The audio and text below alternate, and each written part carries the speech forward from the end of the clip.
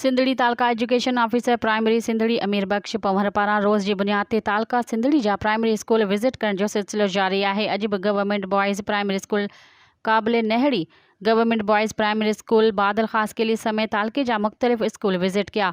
तालका education officer अमीर बख्श पंवर पारां स्कूली शागिर्दन के हेड बॉय जा स्लेश बेल्ट पिण पाराए विया। तालका एजुकेशन ऑफिसर अमीर बख्श पंवर पारां रोज़ जी बुनियाद ते तालके सिंधड़ी जे प्राइमरी स्कूलन के सुपरवाइज़र विज़िट करण जो सरप्राइज़ विज़िट करण जो सिलसिलो जारी है।